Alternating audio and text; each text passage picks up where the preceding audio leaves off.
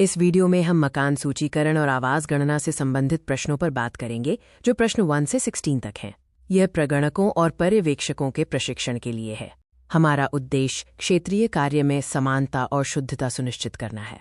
हम 32 लाख प्रगणक एवं पर्यवेक्षकों के लिए 1 मानक प्रक्रिया पर जोर दे रहे हैं। हम प्रश्नों पर विस्तृत चर्चा करेंगे और बताएंगे कि उत्तर कैसे भरें। मकान सूचीकरण और गणना -2026 के प्रश्नों को श्रेणी के अनुसार विभाजित किया गया है।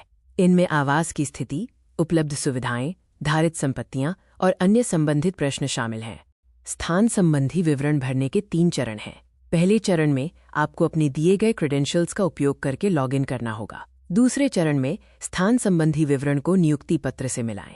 अंत में तीसरे चरण में आवंटित ब्लॉक में अनुमानित जनगणना मकानों की संख्या भरें। लाइन संख्या, लाइन नंबर स्क्रीन के ऊपरी भाग में दिखाई देगी। ये निष्क्रिय होती है और स्वतः क्रमिक रूप से बढ़ती रहती है। ये संख्या HLO ऐप की सभी अगली स्क्रीन के ऊपरी बाएं कोने में प्रदर्शित होगी। यदि लोकल प्रशासन द्वारा भवन संख्या दी गई है तो उन्हीं पूर्व निर्धारित भवन संख्या का उपयोग किया जाना चाहिए और नए जनगणना भवन संख्या नहीं दिए जाने चाहिए। यदि किसी ब्लॉक में लोकल प्रशासन द्वारा भवन संख्या व्यवस्थित रूप से नहीं दी गई है तो प्रगणक को नए जनगणना भवन संख्या देने होंगे। जहां क्रमांकन नहीं दिया गया है या अपूर्ण है वहां अनुक्रमिक भवन संख्या आवंटित करें। भवन में छत का होना आवश्यक है। खाली प्लॉट या बिना छत के निर्माणाधीन इमारतें भवन नहीं माने जाएंगे। जनगणना भवन संख्या सिर्फ भवनों को ही दी जानी है, भले ही लोकल प्रशासन ने खाली प्लॉट को भी नंबर दिया हो। भवन संख्या देने का प्रोटोकॉल ये सुनिश्चित करता है कि प्रत्येक भवन को व्यवस्थित रूप से क्रमांक प्राप्त हो। यदि लोकल प्रशासन द्वारा संख्या दी गई है तो उसे रिकॉर्ड करें। यदि नहीं तो नई जनगणना भवन संख्या दें। एक ब्लॉक में 2 तरह के नंबर नहीं प्रयोग किए जाने चाहिए। जनगणना कार्य के दौरान यदि पहले से बने 2 भवनों के बीच कोई नया भवन मिलता है तो उसे नए सिरे से नंबर नहीं दिया जाता है। इसके बजाय नए भवन को सब नंबर दिया जाएगा। उदाहरण के लिए भवन संख्या 10 और 11 के बीच नया भवन मिलने पर उसे 10/1 नंबर आवंटित किया जाएगा।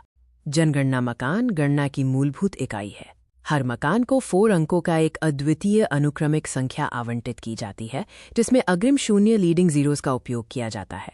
जनगणना मकान संख्या के 2 नियम हैं। नियम 1, मकान सूचीकरण ब्लॉक के पहले मकान को 0001 संख्या दी जाएगी। नियम 2, मकान संख्या क्रमिक रूप से लगातार आगे बढ़ती है। एक भवन में 1 से ज्यादा जनगणना मकान हो सकते हैं। भवन और जनगणना मकान के बीच मुख्य अंतर ये है कि भवन को छत की आवश्यकता होती है जबकि जनगणना मकान 4 अंकों का अनुक्रमिक नंबर होता है जो हमेशा 0001 से शुरू होता है और पूरे ब्लॉक के लिए निरंतर रहता है। जनगणना मकान संख्या दर्ज करने के बाद एक संदेश आता है, क्या परिवार द्वारा स्वयं गणना की गई है?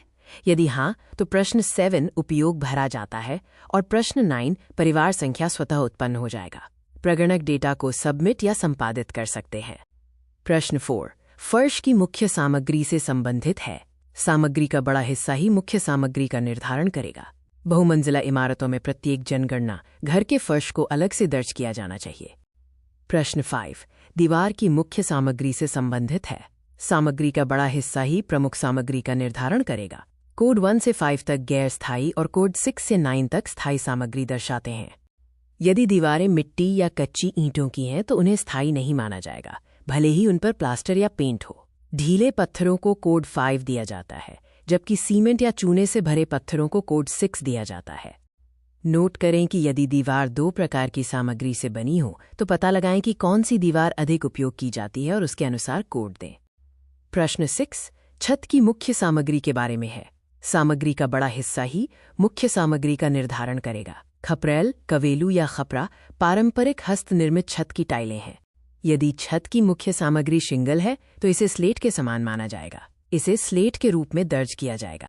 उदाहरण के लिए यदि भूतल की छत लकड़ी की है और ऊपरी मंजिल की कंक्रीट की है तो जनगणना भवन की छत को कंक्रीट की छत माना जाएगा।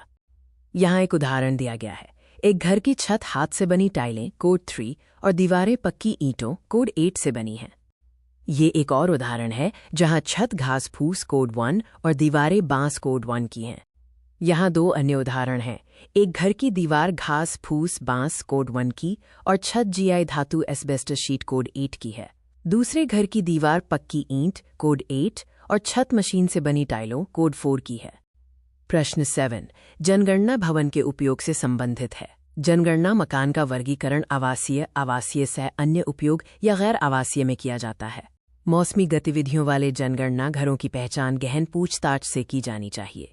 यदि किसी होटल या गेस्ट हाउस का उपयोग निवासियों द्वारा सामान्य निवास के रूप में भी किया जाता है तो उसे निवास सह होटल माना जाएगा। प्रश्न 8 जनगणना भवन की स्थिति से संबंधित है। ये केवल सामान्य परिवार जनगणना घरों पर लागू होता है। स्थिति को अच्छा कोड 1 रहने योग्य, कोड 2 या जर्जर कोड 3 में वर्गीकृत किया जाता है। प्रश्न 9 परिवार संख्या से संबंधित है। ये फील्ड निष्क्रिय है और ऐप में स्वतः वृद्धि के साथ अपडेट होती है। संस्थागत परिवारों को परिवार संख्या 999 आवंटित की जाएगी। प्रश्न 10 व्यक्तियों की कुल संख्या के बारे में है। सामान्य और संस्थागत दोनों ही घरों में रहने वाले सभी व्यक्तियों को दर्ज किया जाना है, भले ही उनमें से कुछ उस दिन अनुपस्थित हों। प्रश्न 10 के लिए शिशु और बुजुर्ग सभी लिंगों के समस्त व्यक्तियों को शामिल करें। नियमित निवासियों को शामिल किया जाएगा, भले ही वे उस दिन अनुपस्थित हों। अस्थायी आगंतुकों को शामिल नहीं किया जाना चाहिए। प्रश्न 11 से 13 परिवार के मुखिया से संबंधित जानकारी के बारे में है। प्रश्न 11 में परिवार के मुखिया का नाम पूछा जाता है जो निर्णय लेने वाला होता है और मुख्य जिम्मेदारी उसी की होती है। प्रश्न 11 में संस्थागत परिवारों के लिए नाम के स्थान पर पदनाम दर्ज किया जाना चाहिए। प्रश्न 12 परिवार के मुखिया के लिंग से संबंधित है और प्रश्न 13 उनकी जाति जनजाति की स्थिति से संबंधित है। प्रश्न 13 के लिए संबंधित राज्य या केंद्र शासित प्रदेश के लिए लागू अनुसूचित जाति SC और अनुसूचित जनजाति ST की सूची उपलब्ध होगी। अनुसूचित जाति केवल हिंदू, सिख और बौद्ध धर्म के हो सकते हैं। यदि परिवार का मुखिया न तो अनुसूचित जाति का है और न ही अनुसूचित जनजाति का, तो कोड 3 चुनें।